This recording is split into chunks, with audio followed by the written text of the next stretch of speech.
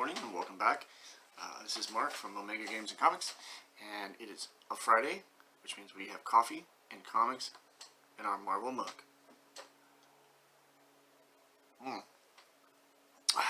What a tasty, tasty beverage. I love coffee. Okay, so today we have a 25-book pre-screen back from CGC. It is a 9.8 pre-screen.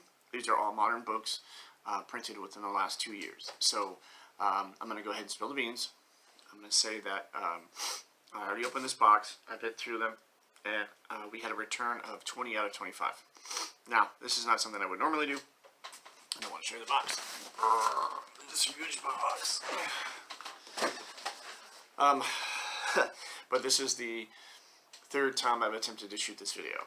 So the first time I shot the video, I watched it and realized that I don't know, it's kind of weird. Like, you think about all these unboxings you see, and a lot of them being pre-screens, they're kind of boring. They're kind of boring, and this might fall into the same category, simply because of the fact that a lot of these books are the same. So I have some Thor in here from the Donny Cates run, and then I have a bunch of Aliens books. So we're going to go, let's see. Alright, so when you have rejects from a pre-screening, those of you who don't know, they come back in a box like this. So we're going to start with the books that were rejected, and I'm going to show you why 2 of these books were rejected, because it's really, really obvious. Okay, so when you pre-screen your books, especially for a 9.8, like most people, you got to be very, very careful. You have to look at all the corners, you have to look at the edges, you have to look for creases, you have to look for spine ticks, you have to look for any imperfection. Because on modern books, if there's anything wrong, typically they'll get bounced back. So the first one that failed to cut, Aliens number 1, that's the Peach Momoko variant. Okay, then we have another Aliens number 1. That is the Finch variant. And then we have another one. That is Nyack. Okay, now, those ones I looked at, I really couldn't see anything wrong, so maybe I need to look a little bit closer. However, the next 2 books that you're going to see, these are copies of Thor number 10. Right on that corner, I think it's in the light. You can kind of see it. Okay, see that corner bend? Not only is that corner bent, but the backing board is also bent. Alright, let's see another one. Alright, this one, right on the tip of that corner, it's bent. Tip of the backing board right here, it's bent. So what does this tell you? If you said that somebody dropped them at CGC on the corners, you would be correct. Because that's exactly what happened. Okay, so let's take a look and see what we got. First book up. Okay, that's Thor number 3. Okay, there are no 9.9s in this. I didn't score a 9.9. I never have. In 20 years of submitting comics to CGC, I've never gotten anything higher than a 9.8. It's fairly unrealistic. Even on books that you think, like the new TMNT Ronin book, you'd think you'd have a pretty good chance of getting a 9.9. Not too much. Okay, next one is Thor number 4. Okay, beautiful cover. The new Thor stuff was the last regular title from Marvel that I was reading. I pretty much gave up on everything else. The last couple of years I have not enjoyed reading Marvel comics, and I've already quit reading Thor at this point. Aliens was, or is, the last book that I picked up from Marvel Comics. Number 10. Okay. Now, I've always been an Aliens fan. I saw Alien, the original movie from Ridley Scott, in the movie theater in 1979 when I was 10 years old, and it terrified the crap out of me as a little kid. And then in 1986, when James Cameron's Aliens came out, I went to go see it with my sister, and although that was more of an action film, also kind of, scared the crap out of me. Aliens are pretty terrifying, but always love those two movies. Alright.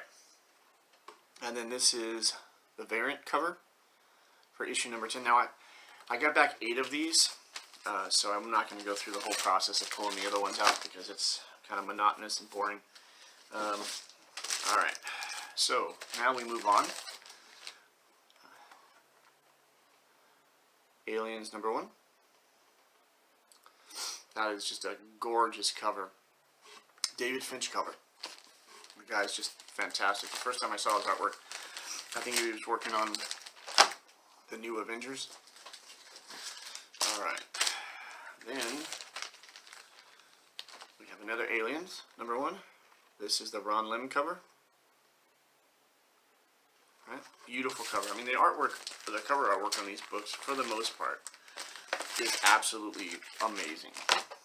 They really invested in good artists to get this stuff done. Alright. This looks more like a movie poster to me. The Gleason variant cover. Now, some of these Aliens books I got multiples of. Most of them I did not. Okay. This is the regular Lim version. Right. Beautiful book. And I might have one more Aliens book in there that's not a duplicate. Alright. Yeah, the Peach Momoko. Okay, so I did get one of my 2 Peach Momokos that came back in 9.8. I do like these books. I have plenty of copies. Most of them are ungraded. And I do have a bunch of the 1 in 15s, and I have a few of the 1 in 50s. So I'll probably send those in eventually. So we ended up getting 20 out of 25. Pre-screen come back at 9.8. I'll be honest, most of these books are going to end up on my eBay store.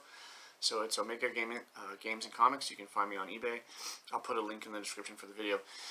Okay, so we're a little over 7 minutes in. So I want to talk a little bit about these for a couple of minutes before I can conclude the video.